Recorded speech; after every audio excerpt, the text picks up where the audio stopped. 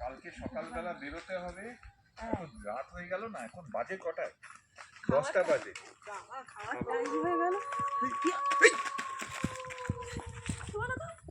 কি হলো ওটা?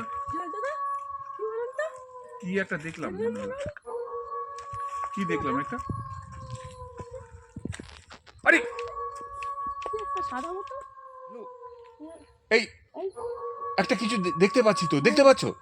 সাদা রঙের একটা কিছু ওই ইয়ে হয়ে যাচ্ছে।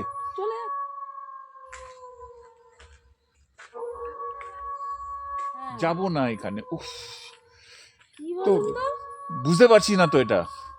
কাউকে ডাকো, কাউকে ডাক। এই চলো তো দেখি কি হয়েছে এখানে। বুঝতে পারছি না এখানে কি। এই দাঁড়িয়ে আছে।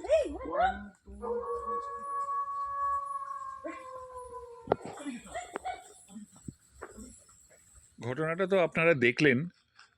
সত্যি এটা বিশ্বাস করার মতো নয়।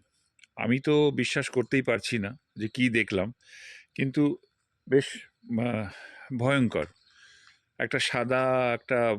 দূর থেকে যখন দেখছি, খেতে যাচ্ছিলাম, তো সাদা একজন ভদ্র লোক না ভদ্রমহিলা বুঝতে পারলাম না, একটা যেন একটা অনুভূতি হলো যে একজন সাদা জামা পরে কেউ যেন চলে যাচ্ছে।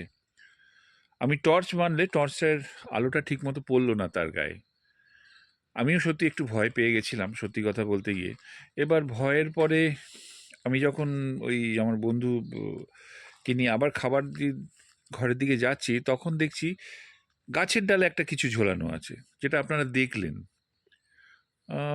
আরও ভয় পেয়ে গেলাম, কিন্তু ভয়ের মধ্যেও যেন একটা সাহস সঞ্চার করে সামনে এগোলাম। তখন দেখছি যে মানুষ নয়, একটা অত অন্ধকার ঘরে, অন্ধকার জায়গায়, একটা অন্ধকার গাছের মধ্যে একটা সাদা কাপড় ঝুলছে কেন? এই কেনর উত্তর কিন্তু আমি আর খুঁজে পেলাম না।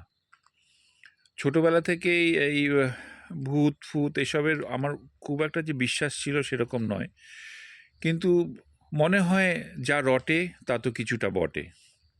অন্ধকার জায়গায় কিছু তো অশরীরী বলুন, যাই বলুন না কেন, আছে।